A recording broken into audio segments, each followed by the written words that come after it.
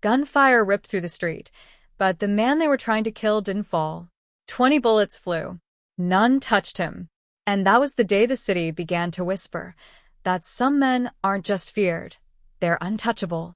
He built an empire on that myth, crushing rivals, owning knights, bending cops and politicians with a single nod. But power has a price, and the people closest to him were the ones sharpening the knife. One betrayal. One quiet decision. One moment he never saw coming. Because even the man who couldn't be killed had no idea what was waiting at the table. 1886, Sicily. The kind of place where the sun warms the hills like old memories and the nights whisper secrets older than language. A land of olive groves and vendettas, where men settle disputes not with words, but with bullets tucked beneath their jackets and knives passed from father to son like heirlooms. Babies here aren't born into innocence. They are born into consequence. In a small Sicilian village, stone houses leaning like tired elders, narrow alleys winding like veins, Maria Masseria gives birth to a son, Giuseppe. The midwife swears she saw the boy open his eyes before he cried, as if he came into the world already watchful, already measuring it. Superstition travels fast in these parts. Some say a child who cries late will bring trouble. Some say a child who watches first will seek power. Giuseppe grows in a house smelling of wool and iron, his father a tailor, hands calloused from needles and thread. A respectable family, respectable enough to survive, not enough to prosper. They eat what the land allows. Bread, olives, the occasional meat when celebration demands it. But even celebration here tastes like caution. Every feast has a story. Every smile has a cost. Sicily, at that time, is a world with two governments, one that writes laws and one that enforces them with silence and death. A world where men lower their voices when certain names are spoken. Where young boys learn early to read shadows, because shadows hide men and men hide intentions. Giuseppe plays in streets where laughter is rare and violence is familiar. He watches funerals too often. Black veils, stern faces, men gripping each other's shoulders in gesture.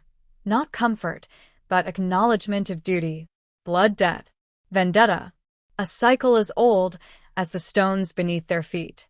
He hears stories of honor like children elsewhere hear fairy tales. He refused to pay tribute, so they burned his vineyard. He insulted the wrong man, so his son was taken. He broke omerta, so none speak of him now.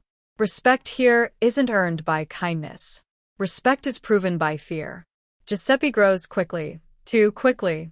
By 10, he knows which corners are safe to walk and which alleys breathe danger. He knows which families share alliances and which hold grudges. He learns to keep his voice low, his eyes open, his back never turned. And though he is only a boy, there is something cold in his stare, an alertness that unsettles even grown men. The Masseria family moves to Marsala when he is still young. A quieter place in appearance, but no less soaked in secrets. The sea air feels fresh, but the tension tastes the same.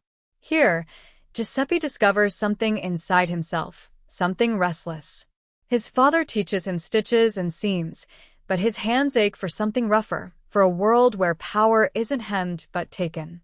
He starts spending more time in the streets than in the tailor shop. Watching, listening, learning. Men with sharp eyes and heavier pockets take notice. They invite him to run messages, to stand watch, to follow them down roads where boys become men quickly, or not at all. Giuseppe accepts, fearlessly, or perhaps foolishly. It's hard to tell the difference when ambition burns brighter than caution. Some say Sicily made him. Some say it cursed him. Because in Sicily, trouble doesn't knock. It arrives armed. The incident is lost to history. A dispute. A blade. A body.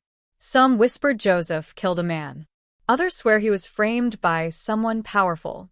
But truth is irrelevant in a land where accusation matters more than innocence. A charge is enough to seal a young man's future or bury it.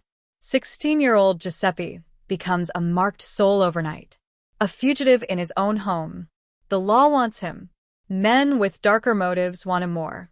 Staying means death. Leaving means forsaking blood and soil forever. His mother packs bread and rosary beads. His father cannot meet his eyes. Pride and sorrow war silently between them.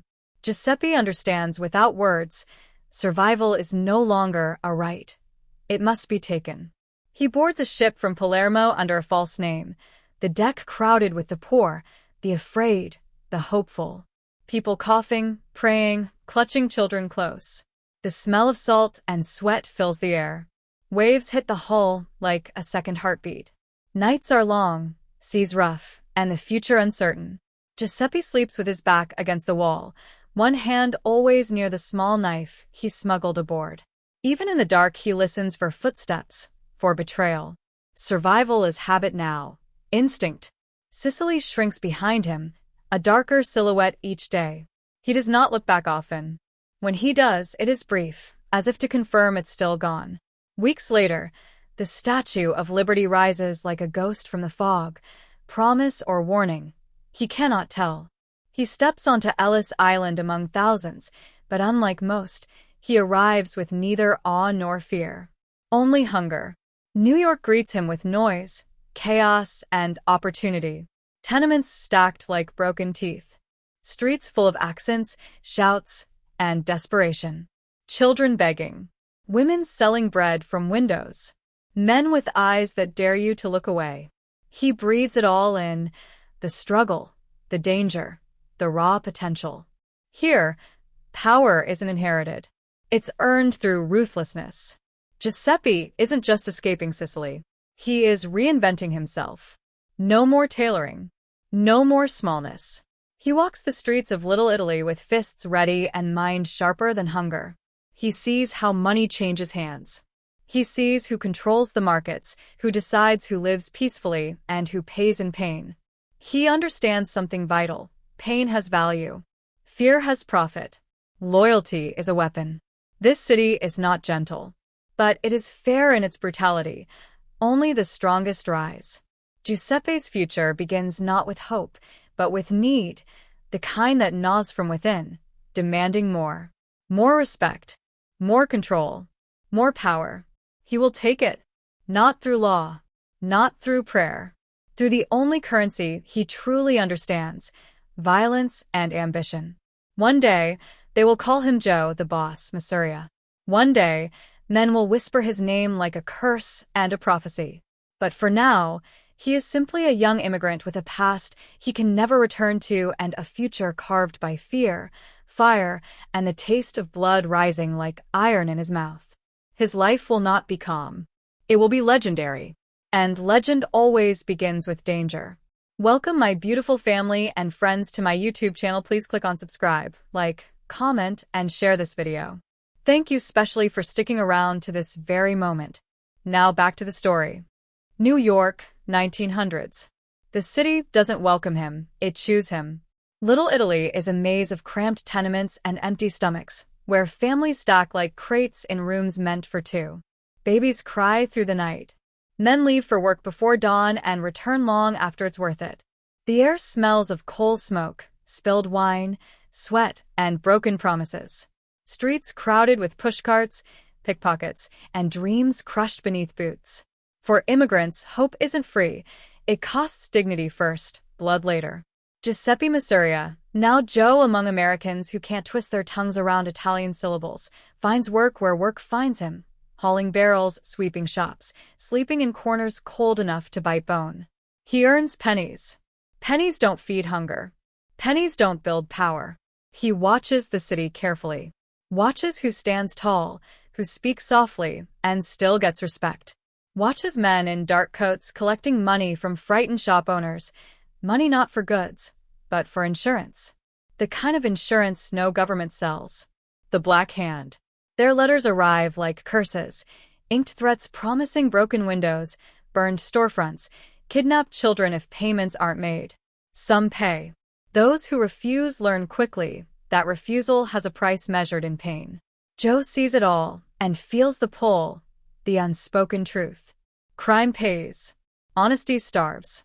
And Joe Masseria refuses to starve. He begins small. A lookout. A messenger. Paid to whistle if the police approach. Paid better to keep quiet afterward. Nights blend into mornings, fists into bruises, coins into bread. The more he learns, the more he's trusted. He studies men, not their words, but their weaknesses.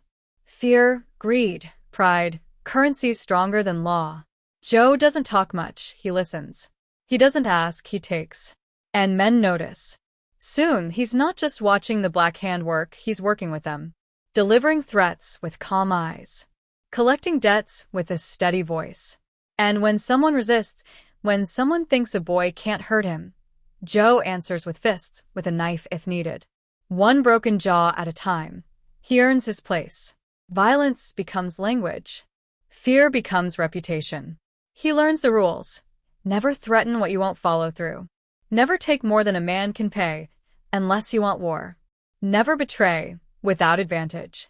Always get your cut. Little Italy begins to know his face. Not famous, but remembered. That alone is power. But Joe wants more. The Black Hand offers chaos, quick cash, danger without structure. He wants organization, power that stays.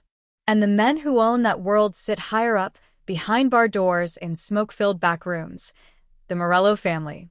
The first Mafia family in New York. Their web stretches across Harlem to downtown Manhattan. Counterfeiting, racketeering, extortion. They're wolves among stray dogs. Near them, Joe feels something he rarely feels, ambition sharpened to hunger. He wants in. But entry into the Morellos isn't requested, it's earned. Joe proves himself in the only currency they value, blood. A shopkeeper refuses to pay tribute, believing rumors of police protection. Joe offers him one chance. The man spits at his feet. Later that night, the shop burns, flames lighting the alley red like fresh war. No police arrive. But Morello men do. They watch Joe through the orange glow. Nod once. Approval. Invitation. And just like that, Joe is no street tough anymore. He is a soldier in a family. Under Morello rule, he learns structure. Discipline. Violence with purpose, not rage. He shakes down unions, escorts liquor shipments, collects debts from families who greet him with forced smiles and trembling hands. Respect is no longer begged, it steps aside for him. But power always invites risk. A counterfeiting scheme goes wrong. Police break down doors with batons raised, gun butts smashing glass, men running like rats. Joe is arrested. His first real test. Prison is not cold, it's hungry. Men survive by strength or submission. Joe chooses neither. He watches the yard like a predator marking territory. Makes no excuses. Asks for no favors. When another inmate tries to take his food, Joe answers with violence, swift, controlled, efficient. He doesn't win by brutality alone, but by willingness. Men whisper after that. They stop testing him. Prison becomes his education. He learns who controls tobacco, who smuggles blades, who owes favors. He builds connects, trading respect for loyalty. He listens more than he speaks, observes more than he moves. He learns the real Mafia rule. The man who talks least is often the most dangerous. He leaves prison leaner, meaner, with allies who will someday be soldiers under him. Behind bars, he didn't break, he sharpened. The world outside is changed, but Joe has changed more. He returns to New York not as a boy desperate for survival, but as a man with a reputation. The Morello family welcomes him back, not as labor, but as asset. A man who has tasted confinement and walked out unbroken becomes valuable, reliable, feared. Joe feels it, a shift, subtle but seismic. Doors open faster. Men speak softer. His name begins to travel ahead of him, like a shadow. New York's underworld is no longer something he observes. It's a ladder he climbs, rung by rung, muscle by muscle, blood by blood. Joe Masseria has learned the truth of this city. Justice is bought. Respect is taken. Power is built from the bones of those who stood in the way. He is no longer running from Sicily. He is running towards something far greater. And deep inside him, a voice grows louder, more. More control, more fear in others' eyes, more power under his grip. The boy who fled murder charges is gone. In his place stands a young gangster rising, silent, calculating, dangerous. A man formed not by chance, but by necessity. A man the city will one day bow to or bleed for. Joe Masseria steps deeper into the underworld, not as victim of circumstance, but as architect of his destiny. He is ready, ready to take, ready to rule. 1920, America wakes up to a law meant to purify it, and instead turns every street corner into a crime scene. The Volstead Act signs away liquor with ink, but no signature in history has ever stopped thirst. Bars go dark. Saloons shutter. But only in public, behind blinds, basements glow alive. People still want to drink, and where there is want, there is wealth. And Joe Masseria smells it like blood in the water. Others panic. Joe prepares. The night prohibition becomes law. He stands in a back room lit by a single bulb, listening to the silence of opportunities swelling like a drumbeat. Without liquor, men grow restless. Restlessness breeds demand. Demand breeds power. Joe sees it all before anyone else does. In a country gone dry, the man with whiskey becomes a king. He builds it brick by criminal brick. He sends men to Canada to buy crates stacked taller than houses.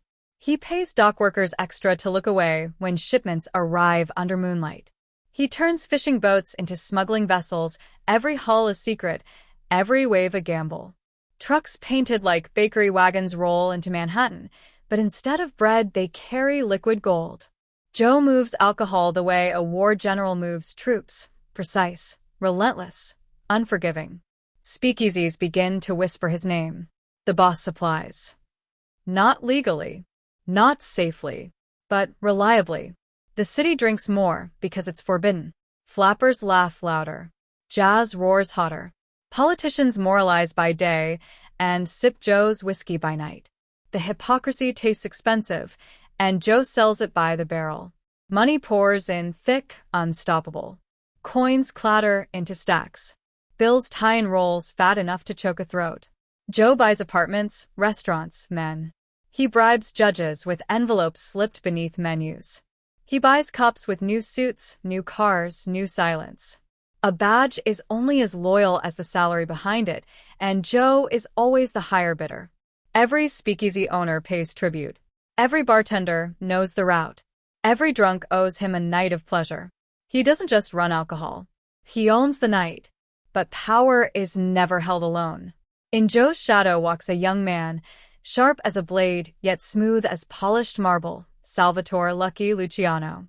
20-something, ambitious, eyes like city steel. He wears American suits better than men born here, speaks English without apology, shakes hands with bankers and bootleggers alike. Where Joe brings fear, Lucky brings charm. And charm can be more dangerous than bullets. To Joe, he is a loyal lieutenant, sharp mind, quick trigger, clean execution. But Lucky Luciano is no soldier content with marching orders. He watches Joe closely, studying what the old Sicilian guards can't see. America is changing. The future belongs not to tradition, but to business minds, criminal entrepreneurs. Joe runs the city with force. Lucky wants to run it with vision. For now, they work together. Boss and protege, lion and rising wolf. But wolves don't stay in shadows forever. They wait. They grow teeth. They learn where the lion sleeps. Joe doesn't see the danger yet.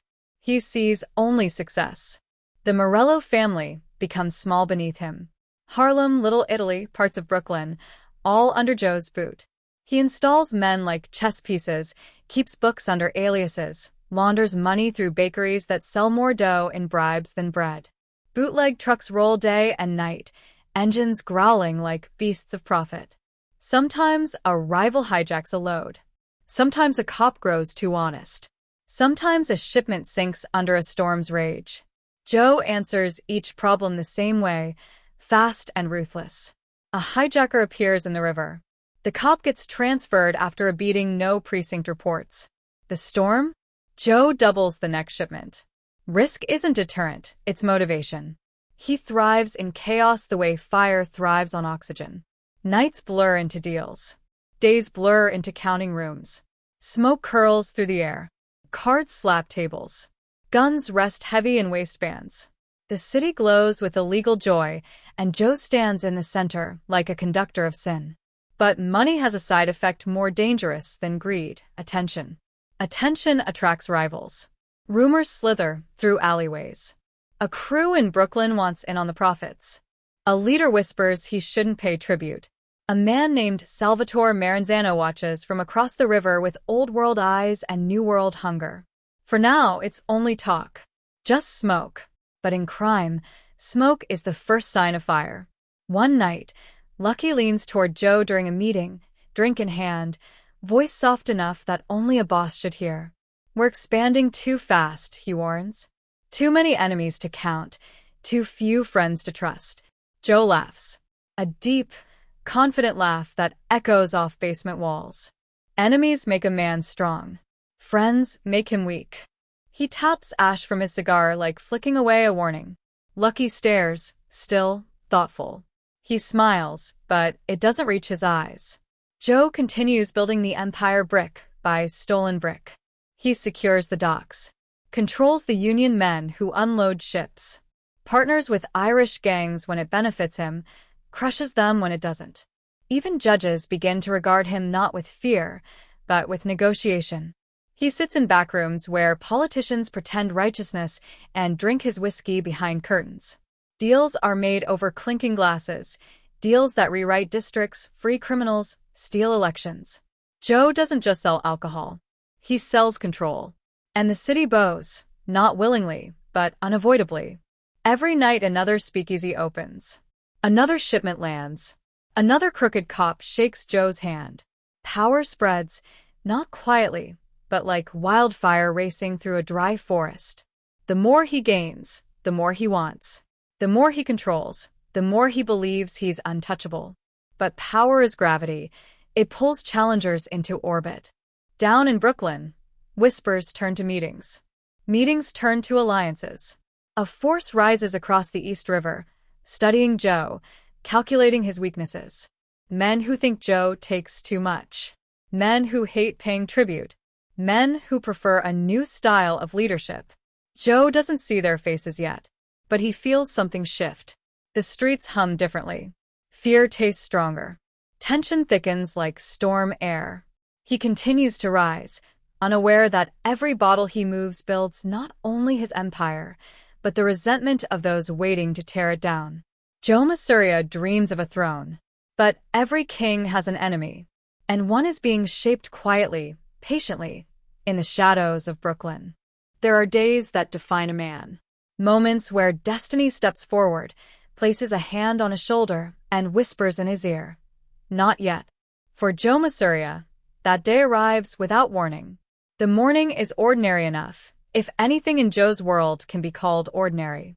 The street hums alive with vendors shouting prices, housewives bargaining, children dodging carts, the smell of fresh bread mixing with coal dust. Joe steps out of the cafe, sunlight catching the brim of his straw hat, expensive suit pressed sharp as a blade. Two bodyguards flank him, eyes scanning without moving their heads. Joe lights a cigar, inhaling slow, calm. He is at the height of his power, confident, expanding, feared. Then sound splits the day open. A car screeches around the corner, tires screaming against cobblestones. Before bystanders can blink, doors fly open, and men with Tommy guns emerge like demons from metal. Black coats, hard eyes, fingers already squeezing triggers. Muzzles flash, a roar of gunfire that swallows the street whole. People drop their baskets, apples roll across the pavement, women scream, children scatter like startled birds. Windows explode, wood splinters. Shopkeepers dive behind counters. The world becomes a hurricane of bullets and panic. Joe doesn't run. He moves. Not with fear, with instinct. He lunges through the doorway of a tailor shop as 20 rounds carve the air where he stood seconds before. Bullets chew through the hat brim, rip into walls, shatter mirrors. Threads and fabric burst into clouds. A mannequin loses its head in a puff of cotton. The tailor ducks and crosses himself, praying not for salvation, but for survival. Joe hits the floor behind a counter, cigar still burning between his fingers. The gunmen don't stop. They unleash hell, magazines emptying like rain on a tin roof. His bodyguards fire back blindly, but the street belongs to chaos now. The crash of shots echoes like thunder. The smell of cordite thickens the air. Seconds feel like hours. Then silence.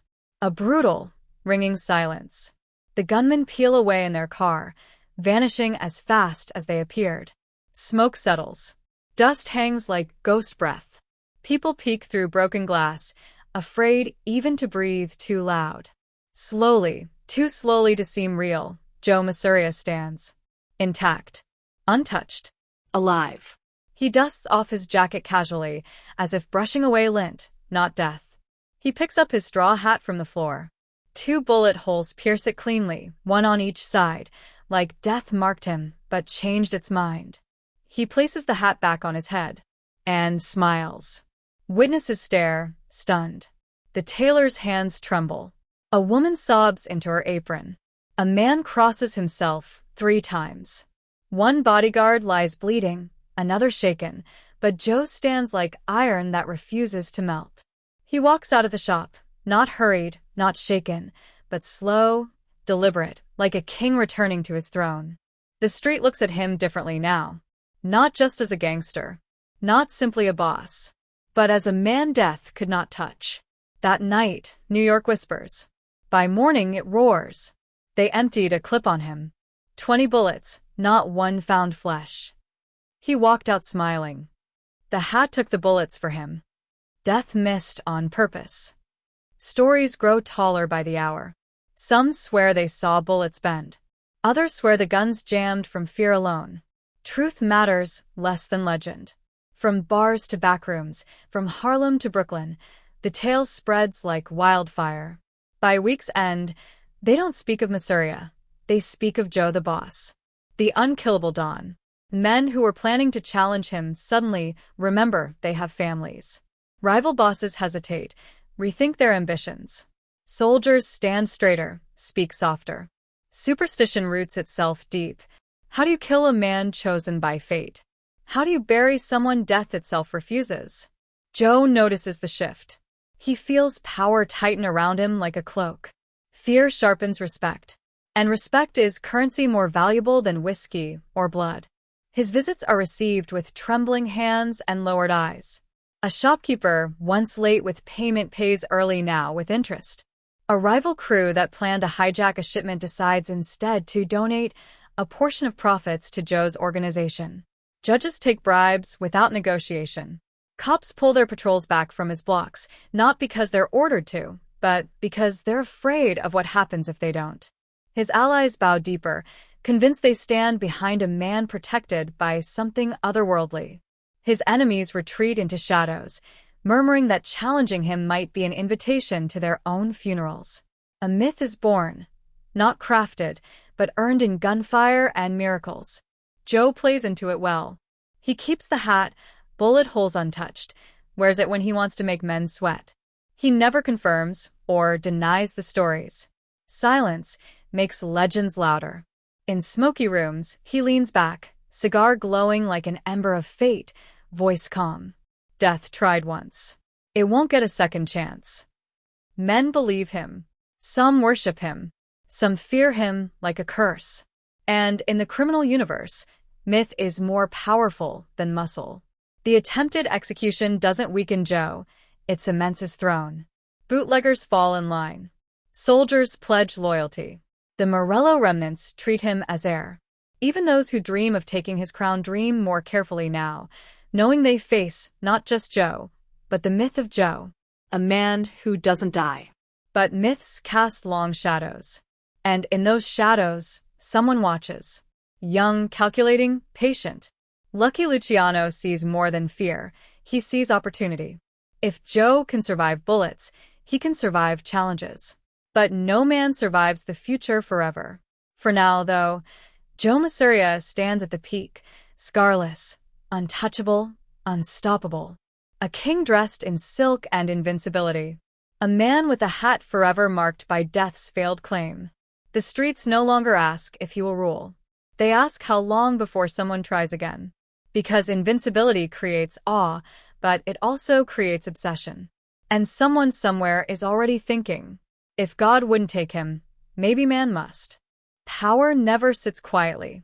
When one man rises too high, others sharpen knives in silence. Joe Masseria's invincibility becomes legend, but legends breed envy like wounds breed flies.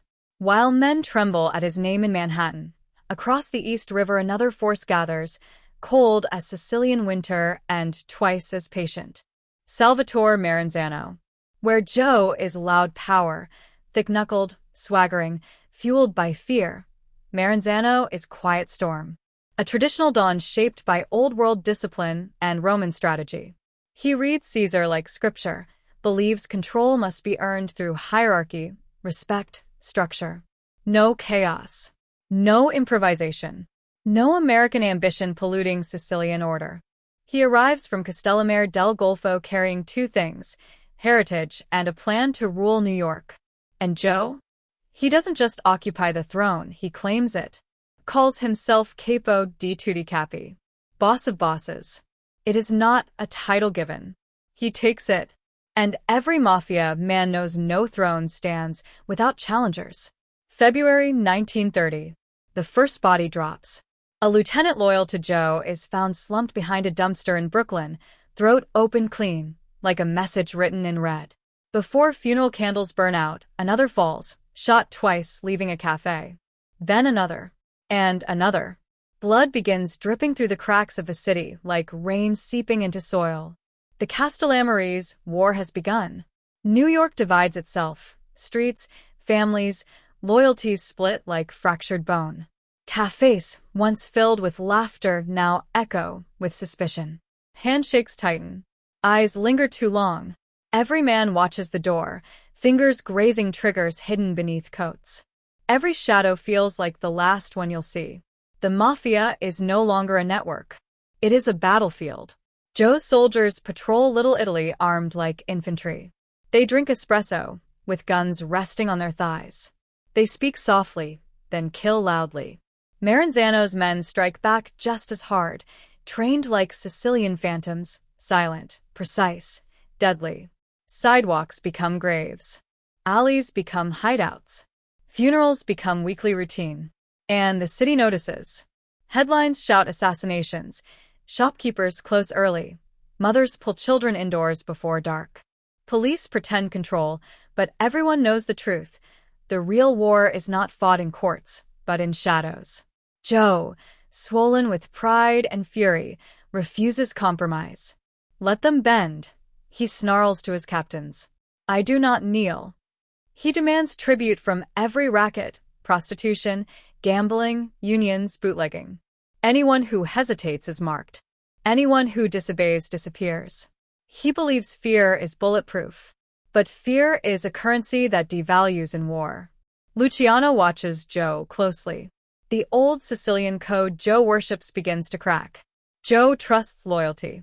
Luciano trusts opportunity. And opportunity shifts like wind, blowing sometimes toward Brooklyn. Maranzano makes his move carefully. He offers alliances quietly, promising higher shares, smoother business, less blood. Some underbosses listen. Some agree. Not because they love Maranzano, but because survival whispers louder than loyalty when funerals grow frequent. Joe senses betrayal like a storm in his bones. He tightens his grip. Spies report names, addresses, whispers overheard in backrooms. Revenge becomes routine. Coffins stack. New York smells of wet asphalt and gunpowder. Nights blur into chaos. Drive-by shootings, ambushes in stairwells, street corners stained dark even after rain. Men walk with backs against walls. Secrets move faster than cars. Murder becomes language. The Mafia world fractures into two worlds. Joe Masseria, the iron-fisted king of terror. Salvatore Maranzano, the calculating architect of control. One rules by fear. One rules by order. Both cannot coexist. Joe sits at restaurant tables like a general surveying maps, speakeasies instead of castles, boroughs instead of kingdoms. He pounds his fist, demands tribute, forces loyalty. If a man brings $100, Joe demands $150 next week. Soldiers whisper he's growing greedy. Unpredictable. Paranoid. He hears whispers in the walls. Sees betrayal in every smile. When a soldier coughs wrong, Joe imagines conspiracy. When a capo hesitates, Joe plans execution. Power begins to rot from inside. Even his trusted lieutenants feel it, the tightening fist, the darkening eyes, the orders soaked in rage rather than strategy. The war is no longer about business. It's personal. Pride burns hotter than profit. And pride is expensive fuel. Maranzano watches from afar, letting Joe exhaust himself. He plays a longer game. Less noise, more strategy. Less bloodshed, more conversion. Families begin defecting quietly, slipping like stones across a pond toward Brooklyn. Luciano sees it. Feels it. His modern mind knows what Joe refuses to accept. The old way cannot survive the new world forever. But Joe doesn't bend. He doubles down. Bodies fall faster. Guns speak louder. Streets become chessboards where every pawn bleeds. Bystanders whisper prayers before sleep. Business owners shutter windows at night. Even priests glance over shoulders leaving church. Joe paces his headquarters like a lion surrounded by wolves. He smokes more, sleeps less, trusts no one fully. He hears footsteps and wonders if they carry loyalty or a gun. One night, he slams his hand on the table hard enough to rattle glasses. "I am boss of bosses," he growls. "They will pay me. They will fear me. They will follow me or die." His captains nod, but some eyes flick to the floor. Fear rules, but fear also breeds resentment. And resentment is a seed that grows knives. The war stretches into months of unending blood. Some days Joe wins, burns a warehouse, seizes a shipment. Some days Maranzano wins, hits a capo, hijacks a truck. Victory and loss blur into a single red smear. New York becomes a throne built from corpses. Every victory smells like gun smoke. Every sunrise tastes like risk. And every man wonders who will be left standing. Joe believes he will rule forever. He believes death cannot touch him. He believes fear is enough to control an army. He is wrong, because power isn't just taken. It is defended, every second, every breath. And while Joe clenches his empire with iron fists, a traitor already walks beside him. Young, calculating, waiting. The war for the throne has only begun. But Joe doesn't see the end coming. Not yet. Blood has a way of staining more than streets. It seeps into minds, into friendships, into trust until everything feels heavy. The Castellammare's war drags on like a fever that won't break. Bootleg profits shrink. Men die faster than they can be replaced. The empire Joe Masseria built with fists and fear now bleeds from every corner. War costs money. A lot of it. Bribes double. Soldiers demand more. Families grow tired of burying sons. Joe refuses to slow down. He pounds tables, spits orders, demands tribute from allies who can barely keep their doors open. Men nod to his face, curse him behind his back. The Don sits at the head of every meeting like a storm cloud, silent 1 minute, explosive the next. His paranoia shows in the tapping of his fingers, in how often his eyes jump to the doorway, expecting danger that hasn't yet stepped through. But danger is already inside, smiling, watching, waiting. Lucky Luciano. He enters rooms quietly, stands in corners rather than at the main table, listens while others shout. He studies men like pieces on a board, who fears Joe, who hates him, who's waiting for someone to make the first move. Lucky has ideas Joe never wants to hear. "Business, Joe," he whispers one night. "There's more money in peace than in war." Joe's glare is cold steel. Peace is what cowards beg for when they've lost. Lucky smiles politely, but inside something hardens. Joe sees only tradition. Luciano sees the future, corporate crime, multifamily cooperation, profits shared instead of spilled. A mafia run like a business, not a battlefield. But as long as Joe breathes, progress suffocates. Within Joe's inner circle, Whispers gather like dust. Men lean close in bars, voices low. Some think Joe has lost touch. Some think he's draining them dry. Some think he cannot win. And Lucky listens to all of it with calm patience. He is young, charming, American-minded. He talks to bootleggers, politicians, even rival bosses with equal ease. He knows the war needs to end, and that negotiations require one sacrifice. Joe must go. Across the river, Maranzano waits like a hunter who knows the prey will step closer eventually. He offers Lucky a handshake wrapped in promise. And Joe, and we divide the city. Peace. Stability. Profit. It is treason dressed as opportunity. Lucky does not answer right away. Loyalty is a heavy chain. Joe raised him, trusted him, gave him power. But war has a way of twisting loyalty into survival. Nights stretch long in Luciano's mind, a war inside a war. Old world honor against new world ambition. One evening, Lucky sits alone in a dark apartment, cigarette glowing like a single ember of fate. Outside, rain taps the window like impatient fingers. He exhales slow, thinking of friends lost, money drained, futures burning in gunfire. In his mind, he hears Joe's voice, loud, stubborn, unbending. Then he hears something else. Opportunity. Peace. A new era. By dawn, Lucky's decision is made. He walks into a church, empty, cold, and meets Maranzano in the front pew. Two men beneath stained glass saints. God as witness. Devil as negotiator. They speak quietly. No more war. No more chaos. But only one of you can rule. Luciano nods once. A pact is sealed, not with signatures but with intent. Joe must die for peace to live.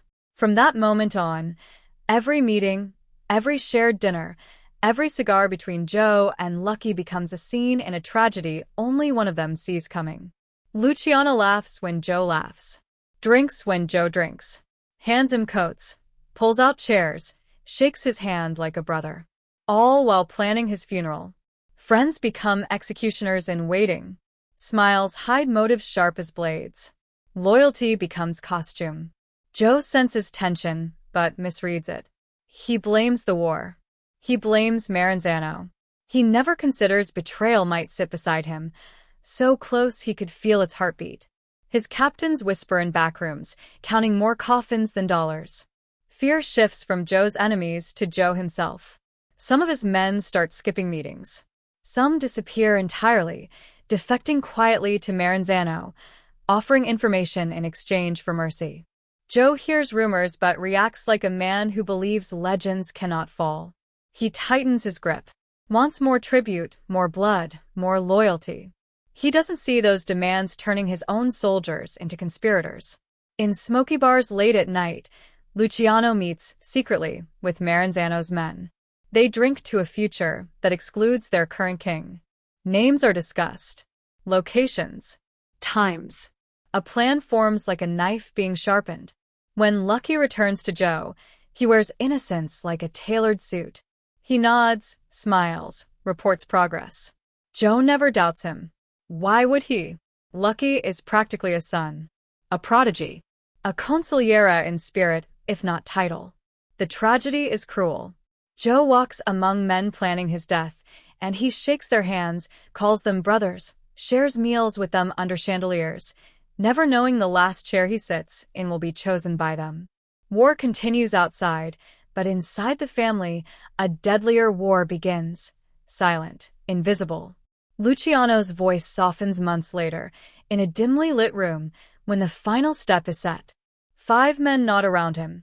Men who swore loyalty to Joe once, men who drank his whiskey, men who carried out murders in his name. Now they will carry out the ultimate one. No gun is loaded yet, but destiny is. The city does not know it, but the moment Joe signed his ego above reason, his crown began to slip. Legends inspire fear, but fear also breeds the desire to challenge gods. And gods fall hardest when they believe they cannot. Joe trusts the wrong men, sits at the wrong table, laughs at the wrong joke. His downfall isn't a bullet yet, It's a whisper spreading in rooms he never enters. Joe must go. And lucky Luciano, silent, brilliant, dangerous, walks beside him every day like a shadow preparing to step forward and replace the man who cast it. The Don rules still, but he rules blind. The war outside remains bloody, but the war inside is already won. He thinks his kingdom stands. He doesn't see the cracks in the foundation. He doesn't notice the ground shifting under him. A king walking confidently toward his throne, never realizing it's a seat at his own final supper. April 15th, 1931. Coney Island hums with the sounds of spring, children laughing near boardwalk stalls, distant carousel music wrapping the afternoon in innocence. The ocean wind rolls soft and salty. Sunlight glints off waves like scattered coins. A peaceful scene, almost mocking, considering what is about to happen. Joe, the boss, Masseria, arrives at Nuova Villa tomorrow, a quiet restaurant tucked away from crowds. He enters not like a man hunted, but like a king still sure of his throne. He believes the worst of the war is fading. He believes Luciano stands behind him, loyal as ever. He believes today is a lunch, nothing more. No guards swarm the entrance. No soldiers shadow his steps. Just Joe, two trusted associates, and the quiet comfort of routine. Inside, white tablecloths glow beneath afternoon light. A deck of cards sits on the table, already waiting, perfect for a man who spent his life gambling with fate. Joe takes his seat, shoulders relaxed, breath slow. He orders wine, pasta, the usual. Steam rises from plates. The first bite is warm. He does not know this table is his coffin. Luciano sits across from him, calm, polite, laughing when Joe laughs. Yet something unsettles the air. An electric stillness. A silence waiting to exhale. If Joe even senses it, he ignores it. Pride blinds faster than bullets travel. They shuffle cards. Joe draws a hand. He likes the numbers. Outside, car engines idle. Inside, men exchange glances disguised as smiles. Luciano wipes his mouth with a napkin, stands, too casually. "Excuse me, boss. I need to make a phone call. I'll be right back." Joe nods without suspicion. Why would he? This is Lucky, the boy he mentored, the man he groomed, the future he imagined beside him. If betrayal has a face, it looks calm, familiar, Trusted. Luciano walks out. The door swings shut. Silence. A second passes. Maybe two. Then the world detonates. For gunmen burst through the doorway, faces hard, coats flaring like wings of death. Guns rise as one. No threats. No warnings. Just destiny. The restaurant erupts, gunfire thunderous, shattering glass, ripping air to shreds. Bullets tear across the table. Plates shatter. Red sauce splashes like fresh blood long before the real thing hits the floor. Joe stands too late, chair scraping back, eyes wide with the realization that comes only at the end. The traitor was beside him all along. For shots. For final judgments. Joe stumbles. Cards scatter across the table, aces and hearts spinning like mockery. He falls against the white cloth, staining it red. His hand twitches over spilled pasta. The dish is still warm, untouched enough to smell of basil and olive oil. A final meal for a king who forgot that power has a taste, but loyalty never did. No speeches. No final curse. Just breath leaving the body of a man who once seemed unkillable. The Dawn of New York dies not in a blaze of battle, not leading an army in the street, but sitting at a table with a hand of cards, betrayed by the very men he raised. His legend ends with the sound of silverware rattling from the force of bullets. Outside, Luciano lights a cigarette. He does not look back. Inside, waiters hide trembling under tables. The smell of gun smoke settles heavy. The restaurant becomes a tomb. News spreads like wildfire, the same way his myth once did. Joe Masseria is dead. Shot at the table. Cards in hand. Blood on silk. The king has fallen. New York exhales in shock, then inhales new ambition. One regime collapses. Another steps forward. Luciano shakes hands with Maranzano that night, sealing the peace Joe refused to make. The war ends, but the lesson bleeds into every future dawn. Power has no friends, only successors. Joe's empire is divided before his body cools. The streets that once feared him now whisper different names. His victories fade into memory. His throne becomes inheritance for others. And history leaves him not as the immortal king, but as the warning. The price of power is everything you love. The cost of a crown is your life. His bullet-pierced hat becomes relic. His story becomes caution. His downfall becomes legend. And the Mafia learns what Joe never could. In this world, you don't die when you're weak. You die when you believe you're untouchable. If you enjoy true crime stories told like a movie, subscribe to Crime Syndicate Tales, where power always has a price. Subscribe for the next Mafia tale. Like and comment more Mafia stories to unlock the next chapter.